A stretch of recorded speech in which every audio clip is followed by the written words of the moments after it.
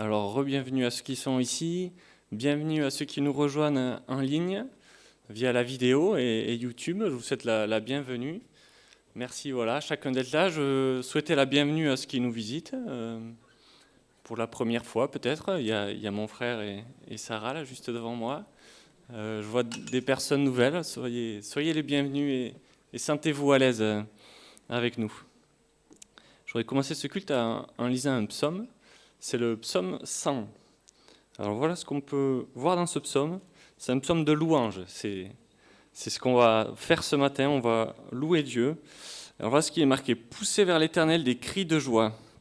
Vous tous habitants de la terre, servez l'Éternel avec joie. Venez avec allégresse en sa présence. Sachez que l'Éternel est Dieu. C'est lui qui nous a fait et nous lui appartenons. Nous sommes son peuple et le troupeau de son pâturage. Entrez dans ses portes avec des louanges, dans ses parvis avec des cantiques. Célébrez-le, bénissez son nom, car l'Éternel est bon, sa bonté dure à toujours et sa fidélité de génération en génération. Alors, je vous propose de commencer avec ce premier chant, « J'entrerai dans ses portes avec la joie dans mon cœur ». Et on voit dans ce chant qu'on peut être dans la joie parce qu'aujourd'hui, il y a un nouveau jour que Dieu fait. Et voilà, juste ça, c'est une bonne raison. On a vu la semaine dernière que le monde subsistait par la volonté de Dieu. Et voilà, aujourd'hui, Dieu a voulu que ce jour existe et nous sommes là et nous pouvons le louer pour ça. Et en suivant, on va prendre un second chant qui est avec des cris de joie. Ma bouche te chantera. Donc voilà, on peut se lever et chanter ces deux premiers chants.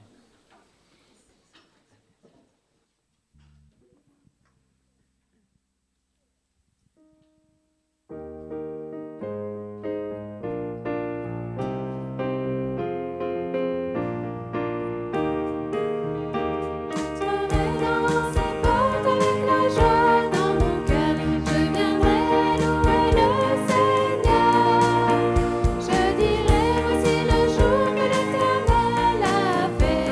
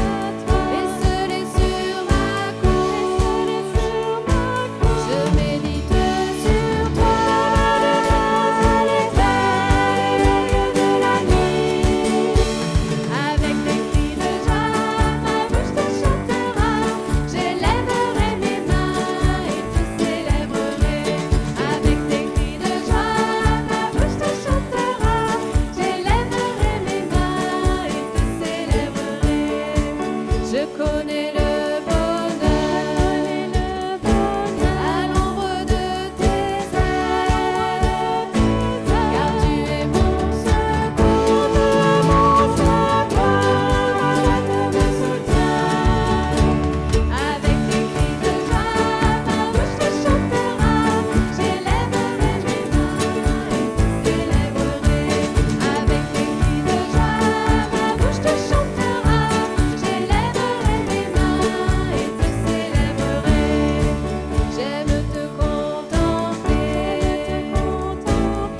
dans ton sanctuaire, ta gloire resplendit, ta puissance se révèle. Avec des cris de joie, ma bouche te chantera. J'élèverai mes mains et te célébrerai. Avec des cris de joie, ma bouche te chantera. J'élèverai mes mains et te célébrerai. Vous pouvez vous rasseoir. Pour introduire le chant suivant, qui est « Je loue ton nom éternel », encore un chant où on retrouve la joie. Là, on va voir un peu la joie parce que Dieu est venu sur terre, il s'est fait homme en Jésus, et il est venu pour vivre comme un homme et pour être puni à notre place de tous nos péchés. Et voilà, encore une belle raison de le louer et d'être dans la joie ce matin. Alors, on peut se relever et on va chanter « Je loue ton nom éternel ».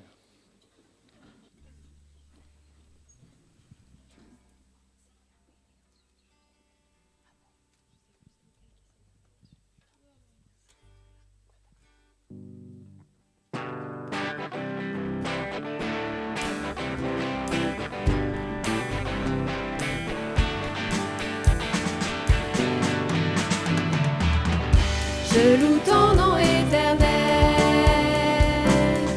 Seigneur, je célèbre ta bonté. Quelle joie tu vis en moi,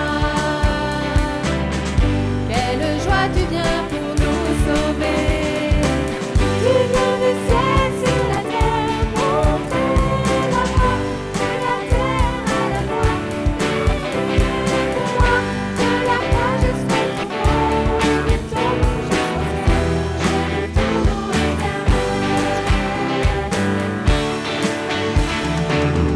je loue ton nom éternel, Seigneur, je célèbre ta bonté. Quelle joie tu vis en moi, quelle joie tu viens pour nous sauver. Tu viens du ciel sur la terre, montrer la voie de la terre à la croix. Pour moi, de la croix jusqu'au trône, du tombeau jusqu'au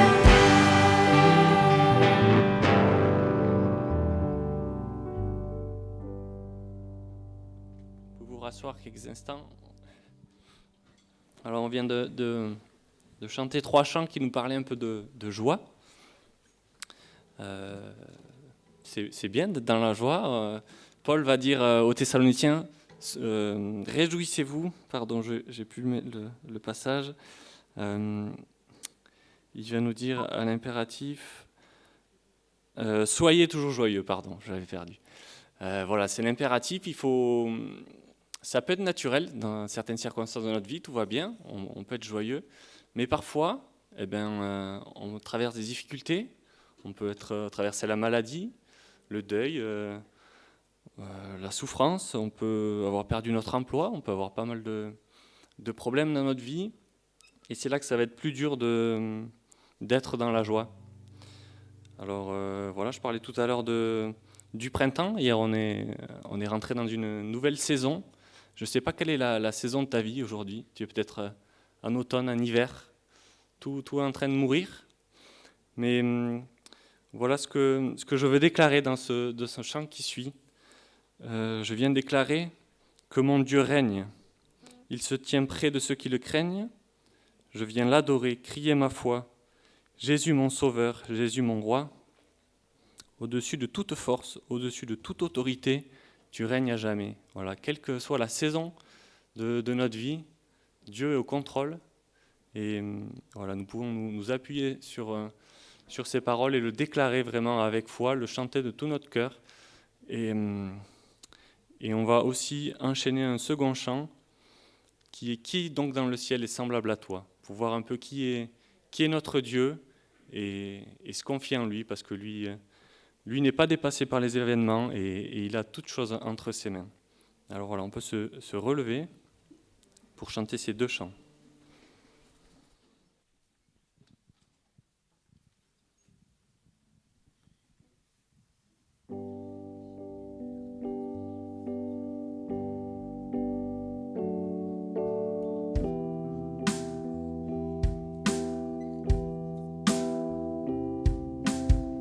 Mon Dieu est fidèle, mon Dieu est grand, Sauveur éternel.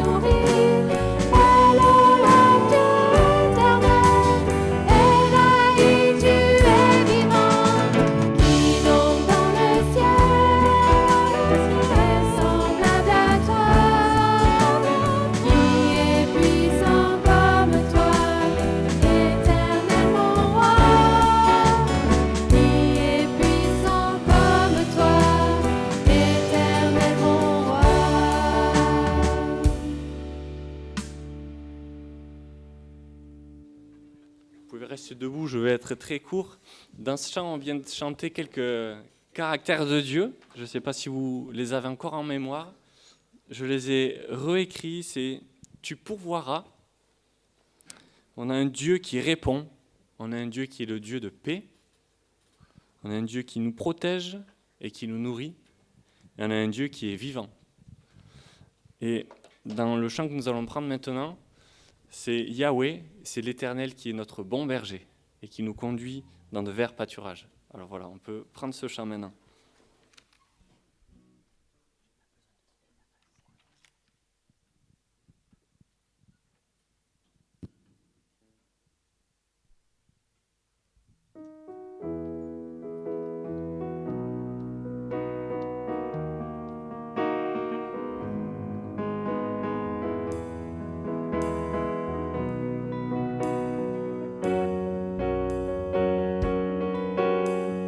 L'Éternel est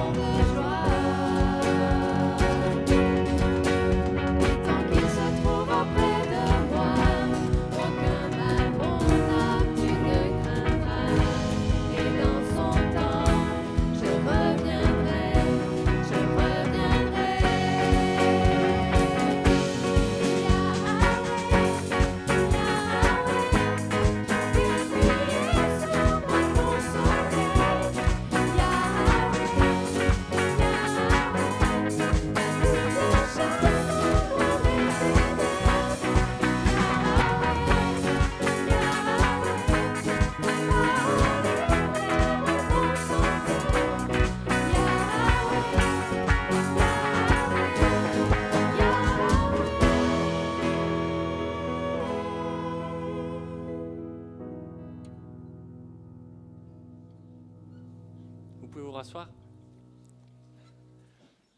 Et là, je vous propose un nouveau chant que peut-être vous ne connaissez pas. Je vais vous lire les paroles. C'est un chant vraiment qui nous parle de Jésus, de qui il est, de ce qu'il a fait. Alors, je vais vous le lire et après, on va pouvoir le chanter. Donc, voilà ce qu'on va chanter. Tu étais là dès la création, Fils unique du Dieu très haut. Les mystères de ta gloire révélés en toi, Christ notre Seigneur. Oh, ce nom est si merveilleux, le nom de Jésus-Christ mon roi. Ce nom est si merveilleux, sa beauté est sans pareille. Oh, ce nom est si merveilleux, le nom de Jésus. Le couplet d'après qui nous dit « Tu n'as pas voulu les cieux sans nous. Alors Jésus, tu es venu. Ton amour a vaincu mon péché. Plus rien ne peut nous séparer. » On reprendra le refrain, puis après « La terre a tremblé, le voile s'est déchiré, désarmant la mort et le péché. Les cieux chantent ta gloire, l'écho de ta victoire, car tu es le roi ressuscité. Tu es sans rival, tu es sans égal. Dieu, tu triomphes à tout jamais. À toi soit le règne, à toi soit la gloire, car ton nom surpasse tout autre nom. » Voilà, je vous invite à vous lever et on va prendre ce chant là, qui est vraiment très, très fort. C'est aussi on va déclarer qui est Dieu. Et voilà.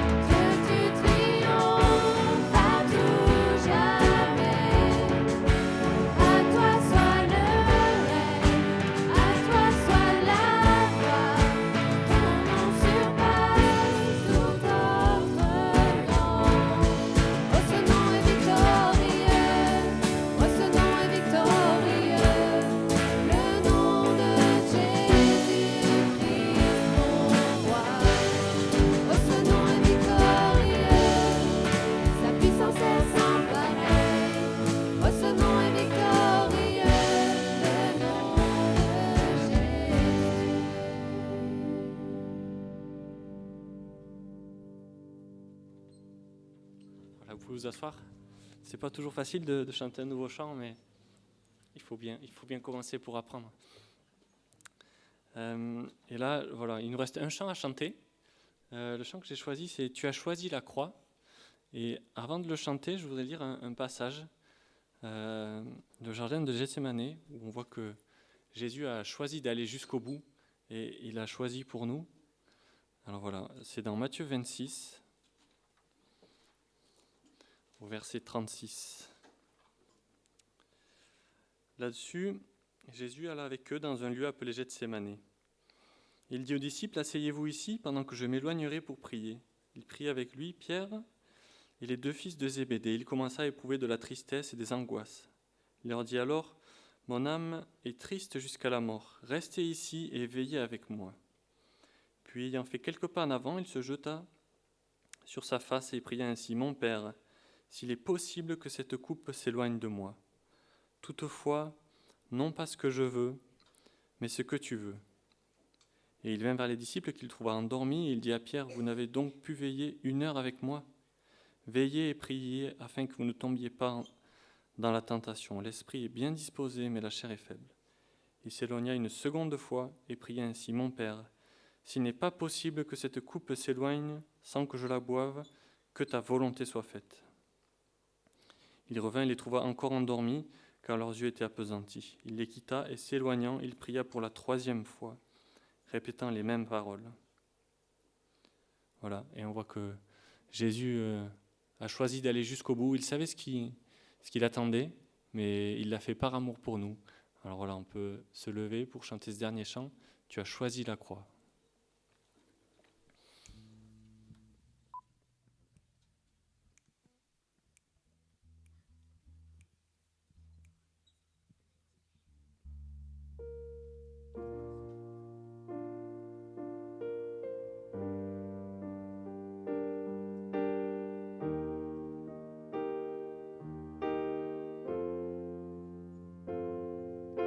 Tu as choisi la croix, une vie parfaite, une mort parfaite, le choix de la croix.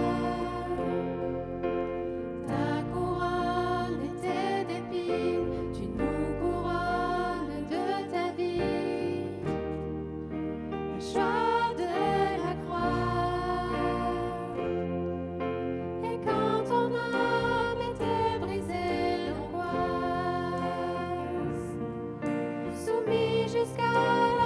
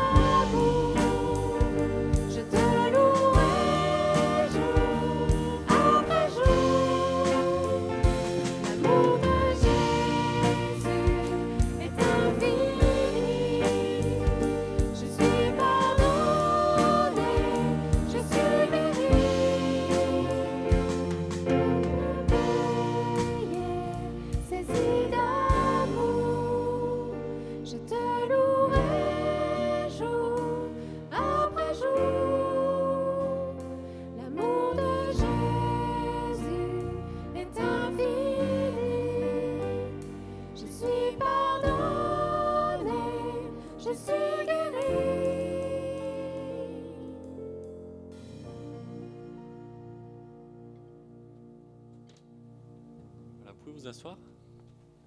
On a terminé le moment de louange. On va maintenant passer au message. Avant, les petits jusqu'à 6 ans, vous allez pouvoir monter. Il y a une classe pour vous avec Gaël et Benjamin. Donc vous pouvez y aller. Pour les Ruben, vous pouvez monter, les autres.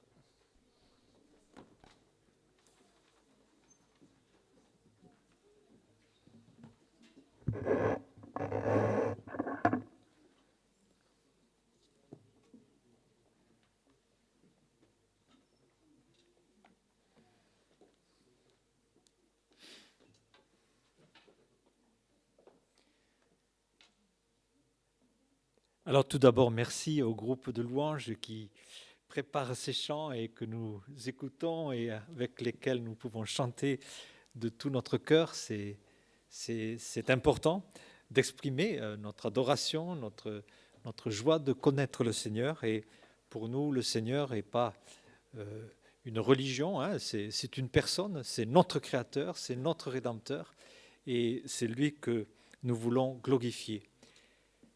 Ce matin, je voudrais prendre un des sujets qui est venu à la mode, malheureusement, avec la Covid. Il y a eu plusieurs thèmes qui sont devenus très importants et qui sont au premier plan. Alors, il y a des mots que l'on emploie de plus en plus souvent, la distanciation, le masque, la quarantaine, le présentiel, c'est un mot que je ne connaissais pas il y a quelques années, et bien d'autres. Et ce matin, je voudrais ajouter un thème dans cette liste, et bien sûr sous le regard des Écritures, car c'est très intéressant de voir quelques liens et quels rapprochements. Et une des choses que j'ai de plus en plus entendues ces temps-ci, c'est on n'en peut plus. On n'en peut plus parce qu'on ne peut rien organiser ni rien prévoir. Alors, c'est vrai que ça devient un sérieux problème de ne pas pouvoir mettre sur son agenda à telle date je peux faire ceci, à telle date je peux aller là. On ne sait pas si on peut ou si on ne peut pas. Et c'est en soi quelque chose d'assez dramatique. Pas de visibilité, impossible de faire des projets. Et bien sûr, là, avec cette question de fond, mais jusqu'à quand va durer cette pandémie, jusqu'à quand nous serons confinés? Il y a dans la Bible, s'agissant de l'organisation de l'agenda, des pensées extrêmement pratiques et très précises.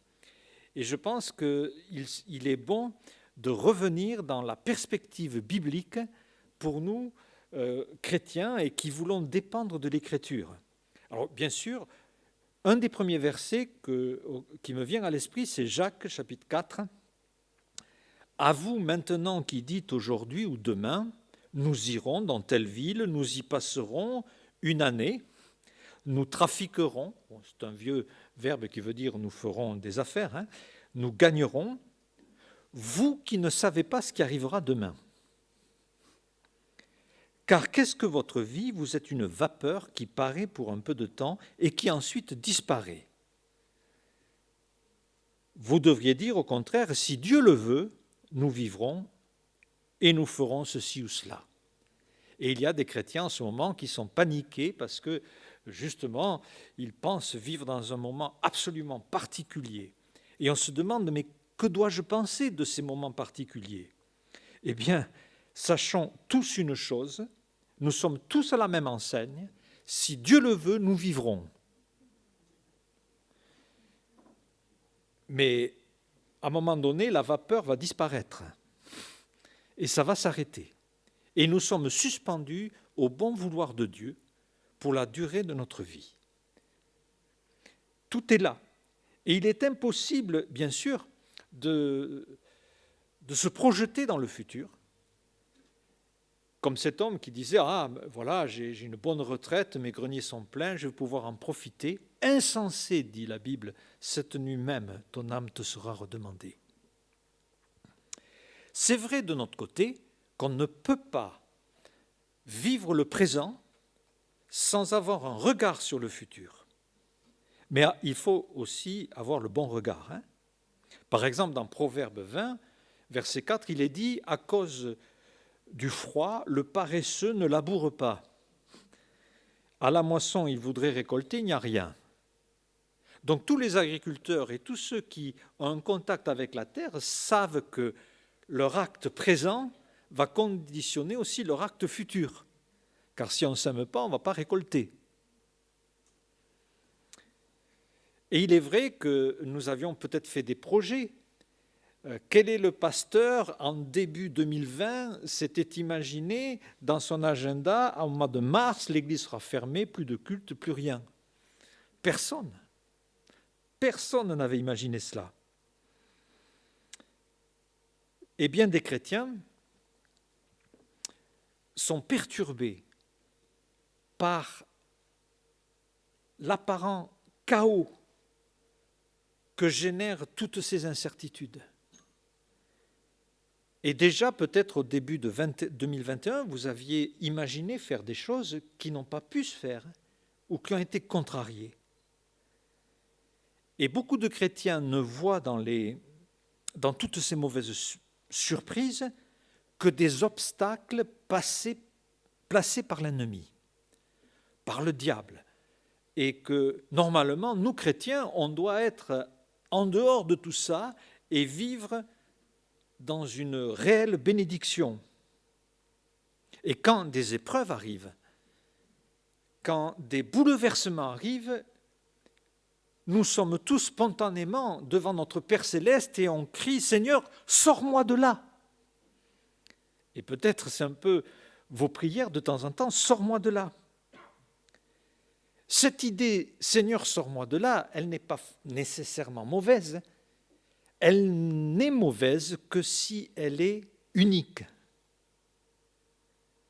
Parce que si nous n'avons que la seule pensée « Seigneur, sors-moi de là », nous ne sommes plus dans la totalité de la parole de Dieu. Et je voudrais vous montrer un passage très important, 1 Pierre 1, 5. « À vous qui, par la puissance de Dieu, êtes gardés par la foi pour le salut, prêt à être révélé dans les derniers temps. C'est là ce qui fait votre joie. Le chrétien est gardé pour le salut qui va être révélé. Et ça nous donne une joie au présent. Donc le futur affecte notre présent. Et tous ceux qui se plaignent de ne pas pouvoir mettre un agenda clair, pensez que Dieu veut que nous soyons prêts pour l'éternité. Et c'est là ce qui fait votre joie, quoique, le quoique va ouvrir une pensée à laquelle peu de chrétiens prêtent attention. Quoique maintenant, donc le présent, puisqu'il le faut, vous soyez attristés pour un peu de temps par diverses épreuves. Honnêtement, qui d'entre nous, quand des choses contrariantes arrivent, la Covid ou 1000 autres choses, nous acceptons de penser puisqu'il le faut. Ça ne fait pas partie de notre vocabulaire. Et nous devons sortir de l'idée très simpliste du christianisme qui voudrait dire, bon voilà, je m'attache au Seigneur, je fais sa volonté, donc je suis béni, donc pas de problème. Dieu ne nous dit pas ça, il nous dit puisqu'il le faut. Et même Job, qui avait quand même accepté d'être éprouvé, dira ceci, j'attendais le bonheur, le malheur est arrivé. Job 30. Et mes entrailles bouillonnent sans relâche. Une autre traduction dit, mon cœur est en vive agitation. Et quand des épreuves arrivent, des contrariétés arrivent, le cœur est agité parce que notre attente n'était pas cela. Nous pensions que Dieu allait penser à nous autrement.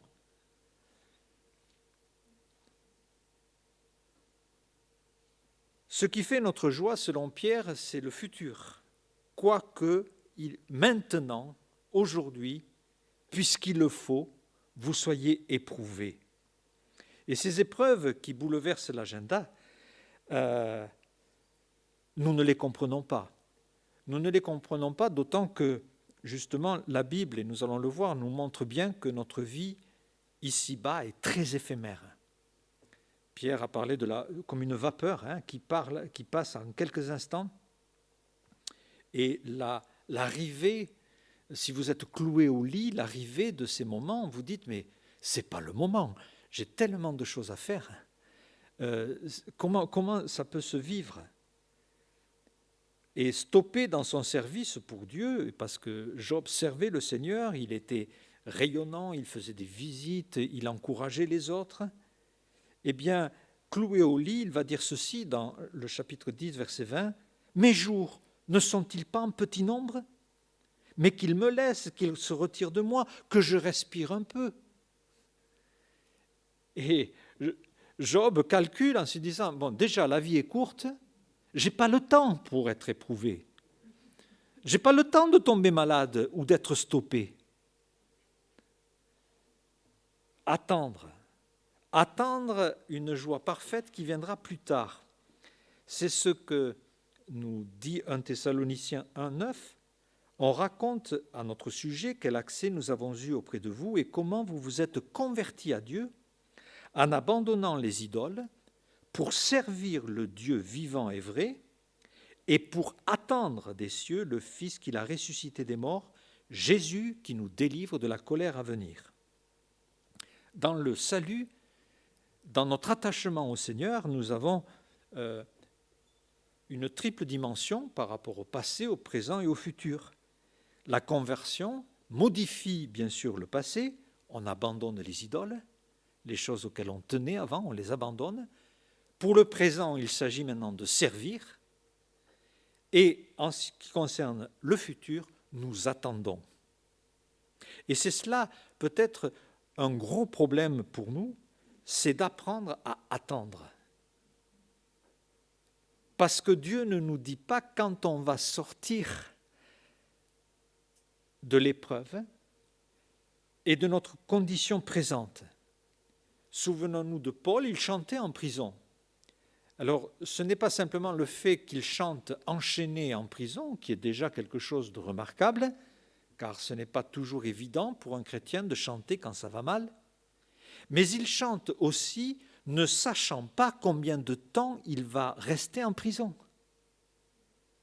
Je me souviens très bien, quand j'ai fait l'armée, quand je suis arrivé avec tout un groupe, les premiers jours, on était catastrophés. C'était le ciel vraiment qui nous était tombé sur la tête. On n'en pouvait plus et ça faisait que 24 heures qu'on était là. Et on voyait ceux qui étaient dans le dernier mois et qui allaient partir. Ah, ils étaient contents. Ils avaient beaucoup de joie et ils avaient une autre tête que la nôtre. Parce qu'ils savaient que ça allait s'arrêter. Et nous, ça ne faisait que commencer. On ne peut plus attendre. On est complètement impatient. Et je voudrais dire peut-être un mot aux jeunes, parce que vous entrez dans un style de vie que moi, je n'ai pas connu. C'est que regardez et essayez de voir si vous donnez de l'espace au temps. Êtes-vous patient ou impatient quand vous avez envie de quelque chose? Parfois, oui, il y a des chrétiens qui prient, Seigneur, donne-moi de la patience maintenant. J'en ai. Êtes-vous patient ou impatient? Parce que tout est immédiat. Et on est pris même dans la forme de communication. On envoie un texto et si la réponse ne vient pas dans les 50 secondes, c'est la panique. On dit, mais qu'est-ce qu'il fait? Pourquoi me zappe-t-il? Il est fâché, qu'est-ce qui se passe? Et si on fait une réponse des heures après ou le jour après, alors là, c'est invivable. On partage quelque chose, on lance un message, on veut une réponse immédiate. Vous savez, on finit par faire la même chose avec Dieu. On exige que Dieu soit immédiat. Et le puisqu'il le faut, nous le zappons un petit peu. Et ces questions d'immédiateté engendrent une forme de relation complètement tyrannique. Il faut prendre le temps. Les choses se développent, elles prennent du temps. Si vous semez des semences de fleurs dans un pot chez vous, vous verrez, ça va venir, mais pas immédiatement. Il y a un rythme pour toute chose. Ce que je peux avoir dans l'instant, je le veux immédiatement. Et sinon, c'est l'insatisfaction totale. Et ce que font les jeunes aujourd'hui, c'est que j'ai un truc, je le partage, je le photographie, je l'envoie sur les réseaux sociaux, et vite, je veux avoir des retours pour que dans mon cœur, je sois estimé, que j'existe pour les autres. Ils sont contents maintenant, les footballeurs qui n'arrêtent pas de photographier leurs belles voitures, leurs belles montres, et qui les envoient immédiatement sur les réseaux sociaux, et immédiatement, on le sait, et immédiatement, ils se font cambrioler. Voilà. Donc, prenez du recul avec Instagram, TikTok et les autres bons serviteurs, mais de mauvais maîtres. Pour nous, de façon plus générale, vis-à-vis du temps, Dieu nous dit aussi, et c'est Habakkuk qui crie à Dieu, mais jusqu'à quand, Éternel? J'ai crié et tu n'écoutes pas. Alors, le SMS, il est où? Il n'arrive pas. J'ai crié, tu n'écoutes pas, et tu ne nous secours pas. Pourquoi me fais-tu voir l'iniquité? Pourquoi dois-je voir l'injustice et vivre au milieu de l'injustice? La loi n'a point de vie, la justice n'a point de force, le méchant triomphe du juste. Et il est vrai que dans ces choses-là, nous sommes perturbés. Pourquoi Dieu tarde-t-il? Et on aimerait bien que les choses bougent. Nous croyons à un Dieu de justice et en même temps, nous avons du mal, comme la Covid, à se dire, alors, il est où le bout du tunnel? La Bible nous dit dans 1 Corinthiens 4, 5, ne jugez de rien avant le temps, jusqu'à ce que vienne le Seigneur qui mettra en lumière ce qui est caché dans les ténèbres. Ne jugez de rien. Et Dieu a un temps fixé pour exercer la justice. D'ailleurs, dans Luc 18, vous avez l'histoire de cette veuve qui supplie le Seigneur de lui faire justice. Il refusa pendant un temps. Et puis, le Seigneur dit, mais Dieu ne fera-t-il pas justice à ses élus qui crient à lui jour et nuit? Tardera-t-il à leur égard? Non, Dieu n'évite pas le sujet. Parce que dans le temps, il y a le temps réel et il y a le temps ressenti. C'est vraiment comme la température. Peut-être ce matin, il faisait peut-être -1 en se levant, mais le ressenti, c'était -10 peut-être. Il y a un décalage entre ce que l'on ressent et ce qui arrive réellement. Et d'ailleurs, à la fin de cet exemple de cette veuve qui crie, il dit « Quand je reviendrai, trouverai-je de la foi sur la terre ?» Et ce verset veut dire « Quand je vais revenir, est-ce que je vais trouver des personnes qui attendaient mon moment? Ou est-ce que je vais trouver des chrétiens qui n'arrêtent pas de régler les comptes les uns avec les autres, qui se mordent, qui se dévorent, parce qu'ils veulent faire eux-mêmes justice? Car quand les chrétiens ne vont pas bien entre eux, dans leurs relations, c'est qu'ils ont complètement oublié la justice de Dieu et prennent les choses en main. Si j'attends le Seigneur, je me confie en lui. 1 Thessaloniciens 6, il est de la justice de Dieu de rendre l'affliction à ceux qui vous affligent et de vous donner, à vous qui êtes affligés, du repos lorsque le Seigneur apparaîtra du ciel. Mais comme nous ne savons pas quand il apparaîtra, nous sommes dans une attente imposée. Et d'ailleurs, même dans Apocalypse 6, nous voyons des martyrs de la grande tribulation qui ont laissé leur vie à cause de leur témoignage. Hein. Ils ont été immolés à cause de la parole de Dieu. Et ils crient d'une voix forte, jusqu'à quand?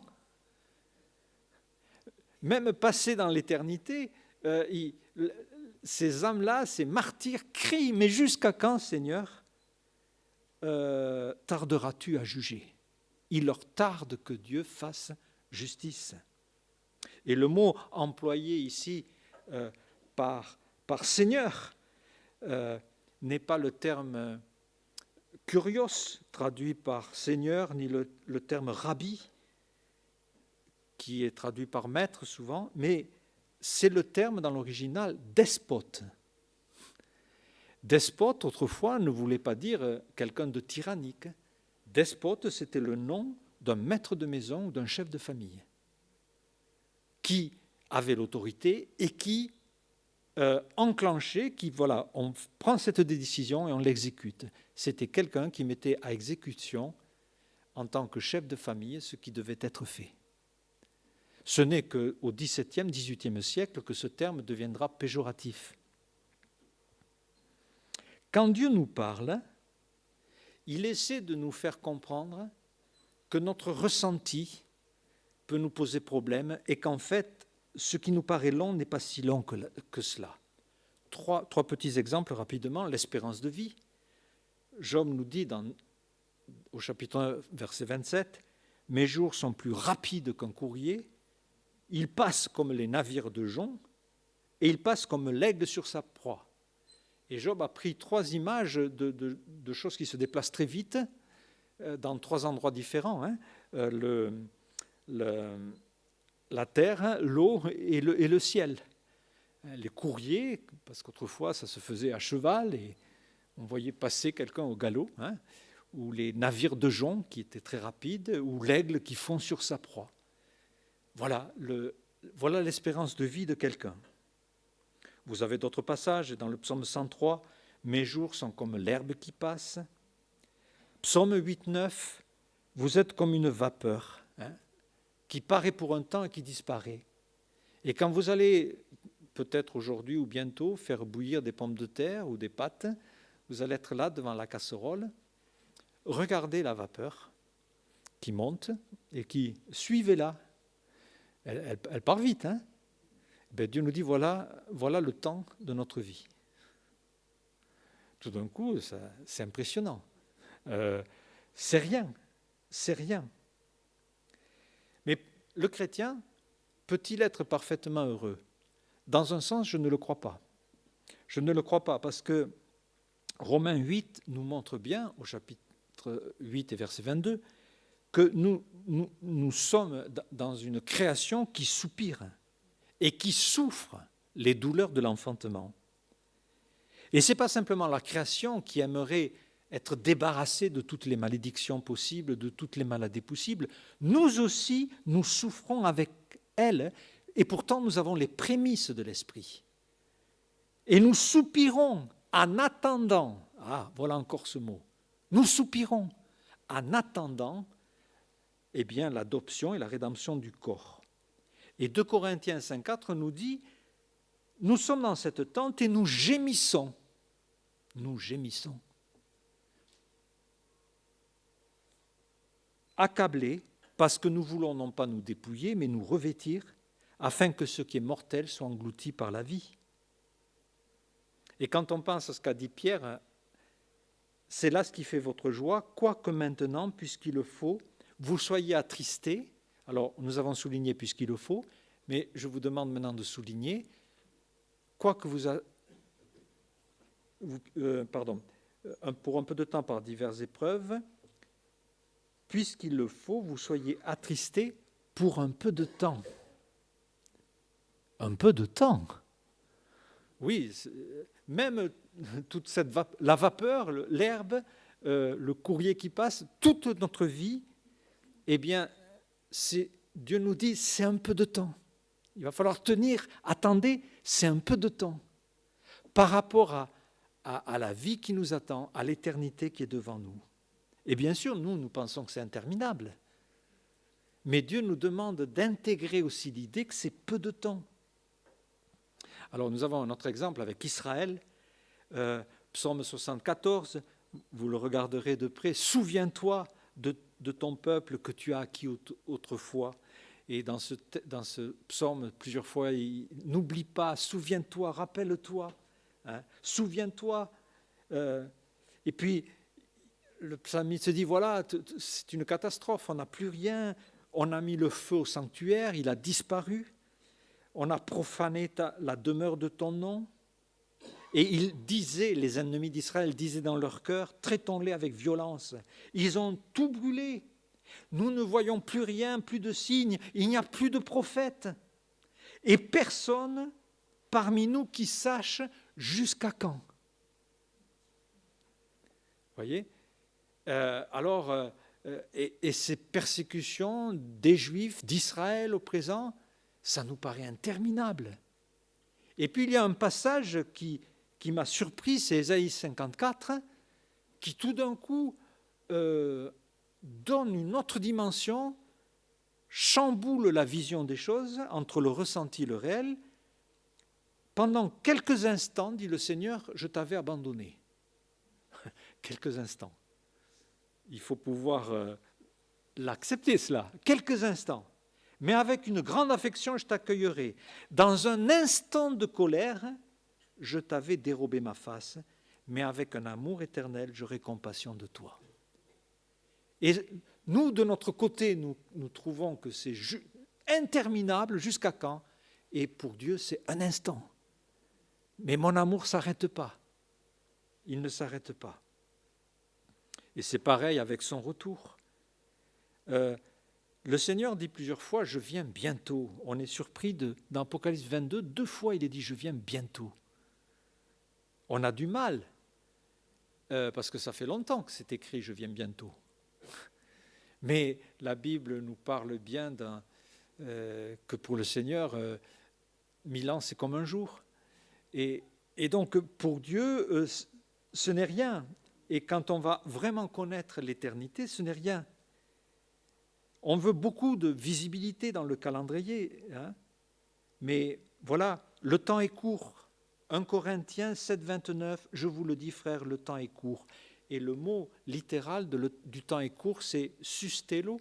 C'est un mot qui était employé pour dire envelopper. Par exemple, dans les Actes, quand un couple a menti au Saint-Esprit, ils ont été frappés de mort, la Bible dit que les gens sont venus, prirent les corps, les enveloppèrent.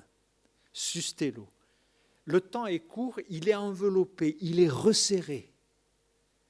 Et tout d'un coup, nous allons avoir toute voile dehors, parce que c'est aussi un mot utilisé en navigation, sustello, pour montrer que les voiles sont resserrées et ne sont pas déployées.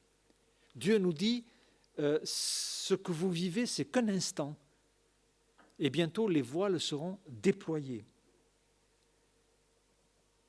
Mais je terminerai en vous disant un mot sur, c'est vrai, nous devons apprendre à être patients, persévérants, à comprendre le temps de Dieu, mais Dieu parfois aussi s'exprime sur son ressenti, sur notre tempo à nous. Proverbe 21, par exemple, c'est Dieu qui parle par son prophète. Jusqu'à quand? Mais parce que Dieu aussi peut dire aussi jusqu'à quand. Jusqu'à quand, stupide, aimerez-vous la stupidité? Jusqu'à quand les moqueurs se plairont-ils à la moquerie, les insensés haïront-ils la science? Et le Seigneur, dans Luc 24, qui est en train de réaliser les prophéties de l'Ancien Testament, dit ceci, mais hommes sans intelligence, vous dont le cœur est lent à croire. Donc Dieu aussi peut trouver chez l'homme que vraiment il traîne. Et il traîne vraiment à ne pas mettre tout ensemble. Voilà, Dieu accomplit les prophéties, vous en avez la réalisation sous les yeux, pourquoi êtes-vous si lent à croire tout ce qu'ont dit les prophètes? Éphésiens 5,16 nous dit « Rachetez le temps, car les jours sont mauvais ». Alors quand les jours sont mauvais, et en ce moment ils le sont, mais ce que Dieu nous demande, c'est de racheter le temps, tout simplement. Alors racheter, c'est payer le prix pour prendre possession de quelque chose. Quand autrefois il y avait le commerce de l'esclavage, racheter quelqu'un, c'est payer la rançon et sortir la personne d'une situation pour l'avoir. Et c'est ce que Jésus-Christ a fait quand il nous a racheté un grand prix. Il a payé le prix fort, il a donné sa vie pour que nous lui appartenons. Dieu nous demande de prendre possession du temps, mais du temps présent. Le passé, c'est fini, on ne peut plus le changer. Le futur n'existe pas, mais Dieu nous dit, rachetez le temps que vous avez sous la main. Car aujourd'hui, la portion du temps qui nous appartient, c'est le présent. Et c'est Hébreux qui nous en parle très clairement, Hébreux 3,7, aujourd'hui, si vous entendez sa voix, n'endurcissez pas vos cœurs, mais tournez-vous vers moi, attachez-vous à moi. Et quelques versets plus tard, au verset 13, aussi longtemps que l'on peut dire aujourd'hui. Alors, parfois, le Seigneur nous a parlé, peut-être il nous a indiqué qu'il était important de s'attacher à lui, de le connaître comme son sauveur, de se tourner vers lui, de lui demander de nous purifier, parce que si nous restons en dehors de son amour, la Bible parle d'un salut éternel, loin de lui, dans les ténèbres. Et Dieu nous propose une vie absolument fantastique, quelque chose, un héritage absolument merveilleux. Et notre âme a absolument besoin de savoir où elle va. Et ça va nous aider pour tenir dans le présent. Mais malheur à celui qui n'a aucune espérance. Autrefois, vous étiez sans Dieu, sans espérance, sans rien. Mais Dieu veut vous donner cette espérance. Il veut entrer dans votre cœur. Racheter le temps, c'est de dire, mais il n'y a que le présent qui m'appartient. Est-ce que je le dilapide ou est-ce que je prends une décision? Est-ce que vous pouvez dire aujourd'hui, est-ce que vous pouvez le dire en ce moment, vous pouvez dire aujourd'hui? Bien, vous pouvez. Alors, puisque vous pouvez le dire, soit vous allez racheter le temps, soit vous n'allez pas le racheter. Soit vous allez répondre à l'appel de Dieu, soit vous n'allez pas répondre. Et peut-être le Seigneur vous a parlé maintes fois pour qu'il devienne votre sauveur, peut-être pour lui obéir, en avançant avec lui, peut-être pour le baptême, pour régler quelque chose avec quelqu'un, pour régler une situation, pour oser dire à quelqu'un, voilà, je t'ai porté tort, je te demande pardon, et enfin être libéré, car on ne peut pas simplement être en règle avec Dieu sans être en règle avec les hommes. C'est dans tous les sens. Mais si vous pouvez dire aujourd'hui, ça veut dire que c'est le bon moment de le faire. Et c'est aussi comme cela qu'on bâtit notre avenir. Alors, nous ne savons pas la cadence, nous ne savons pas les mois, les jours, les années, sur tous les sujets que nous avons vus, mais nous avons la certitude qu'au temps voulu de Dieu, ça arrivera. Et la Bible dit, dans Ecclésiaste, Dieu fait toutes choses belles en son temps. Donc, nous devons croire que Dieu ne se trompe pas et que même s'il nous arrive ce qui nous arrive, eh bien Dieu nous permettra aussi d'en sortir à son moment. Et nous devons lui faire entièrement confiance et peut-être ce matin lui répondre. Alors je vous propose que nous nous recueillions à présent et que peut-être dans notre cœur nous disions au Seigneur, Seigneur, puisque je peux dire aujourd'hui, je prends une décision de me mettre en règle avec toi. Je prends une décision de t'accepter. Et peut-être qu'en ce moment, chez vous aussi, vous pouvez vous recueillir et dire, Seigneur, je vais te parler pour la première fois. je ne te vois pas, mais tu es là, et je veux te connaître, je veux être ton enfant, je veux être en règle avec toi. J'ouvre mon cœur à toi. Puisque je peux dire aujourd'hui, puisque c'est un moment favorable, alors je le fais. Est-ce que quelqu'un fait cette prière ce matin? Si vous voulez, vous pouvez l'exprimer en levant votre main et pour dire, ben voilà, aujourd'hui, j'ai pris une décision avec le Seigneur et je me donne à lui. Est-ce que quelqu'un prend cette décision? Et qu'on puisse prier pour vous aussi, vous entourer, vous encourager. Donc vous le faites avec les mots qui sont les vôtres et vous lui dites, Seigneur, eh ben, je me donne à toi. Quelqu'un fait à cœur cette prière? De dire, eh bien, je viens à toi aujourd'hui.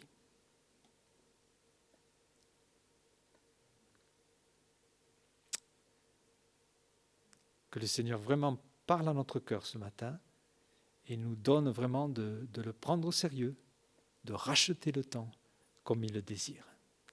Notre Seigneur, nous te remercions pour ces moments que tu nous donnes, nous te remercions pour ta présence, pour ton amour et nous te prions, Seigneur, que oui, nous ayons entièrement confiance en toi. Tu es maître des temps, des circonstances et Seigneur, donne-nous de pouvoir être patients, persévérants et pardonne-nous d'avoir parfois eu peur, paniqué et Seigneur, nous voulons rester attachés à toi, te connaître de plus en plus et marcher avec toi, Seigneur. Merci pour les promesses et pour tout ce qui nous attend. Et Seigneur, que chaque jour puisse compter et que nous soyons dans ta volonté. Au nom de Christ. Amen.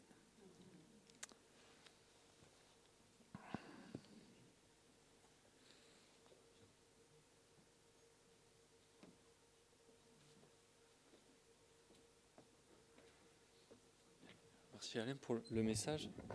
Merci à ceux qui nous suivaient en ligne. On va vous quitter, vous dire à la semaine prochaine. Voilà, donc.